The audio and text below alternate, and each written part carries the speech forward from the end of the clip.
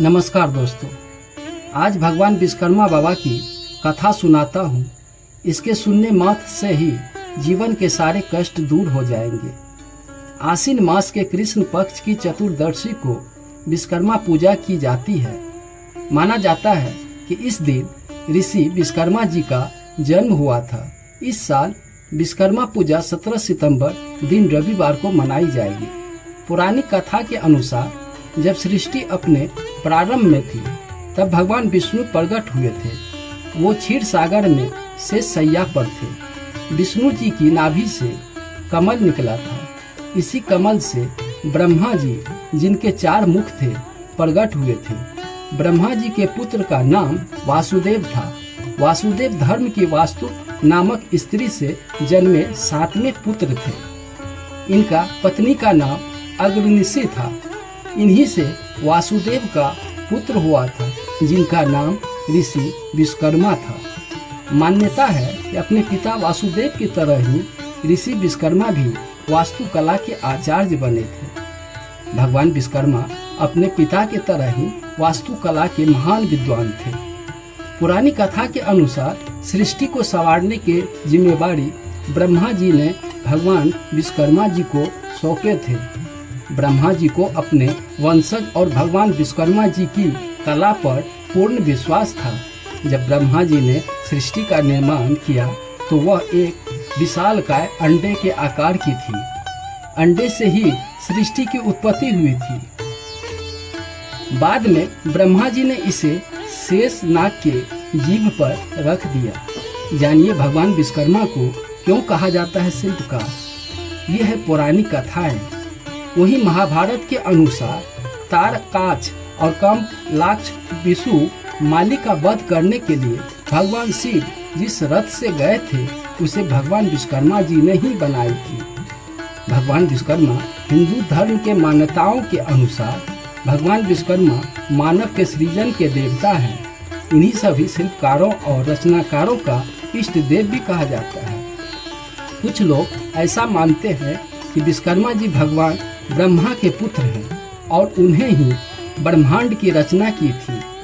वहीं कई लोग ऐसे भी हैं जो यह मानते हैं कि इस चराचर जगत की रचना विश्वकर्मा जी नहीं बल्कि भगवान विष्णु ने की थी। परंतु क्या आप जानते हैं भगवान विश्वकर्मा को शिल्पकार क्यों कहा जाता है? साथ ही उन्हें देव शिल्पी यानी कि निर्माण का देवता भी कहे जाते हैं। पीछे क्या धार्मिक कारण है? यदि नहीं तो आगे इन्हें जानिए। धार्मिक मान्यताओं के मुताबिक भगवान विश्वकर्मा ने कई मंदिरों को सुंदर आकार और स्वरूप दिए, जिसमें से एक सोने की लंका है। वाल्मीकि रामायण के अनुसार सोने की लंका का निर्माण भगवान विश्वकर्मा ने ही किया था। ऐसा माना जाता है कि भगवान शिव ने पार्वती से विवाह के बाद सोने की लंका का निर्माण विश्वकर्मा जी से करवाए थे। शिव जी ने महापंडित को गृह पूजन के लिए बुलाया तो रावण ने दक्षिणा में उनसे ये सोने का महल ही मांग लिया। साथ ही धर्म ग्रंथ गीता के अनुसार द्वापर युग में भगवान विश्वकर्मा ने ही विष्णु जी का सुदर्शन चक्र, शिव जी का त्रिशूल, शनिदेव जी का दंड, भगवान कृष्ण के द्वारका नगरी, पांडव की इंद्रप्रस्थ नगरी, पुष्कर विमान, इंद्र का वज्र विश्वकर्मा जी ने ही बनाई थी। विश्वकर्मा जी के द्वारा बनाए गए नगरी का निर्माण करवाया था। इस नगरी की लंबाई और चौड़ाई लगभग 48 कोस की थी। उनमें से वास्तुशास्त्र के अनुसार चौड़ी सड़कें, चौराहा और गलियों का भी निर्माण किया था। इनके अलावा मान्यता है कि भगवान कृष्ण के प्रेम में पागल गोपियां एक बार तालाब के किनारे उनका इंतजार कर रही थी। कुछ दिन बाद जब कृष्ण वहां आए तो उन्होंने गोपियों का समर्पण देखकर उस तालाब का नाम गोपी तालाब रखने का निर्णय किया। परंतु गोपियों ने उन्हें इस तालाब के जगह पर नया तालाब बनाने को कहा। तब कृष्ण के आदेश पर विश्वकर्मा जी ने एक खूबसूरत तालाब का निर्माण किया, जिसे वर्तमान में गोपी तालाब के नाम से जाना जाता है।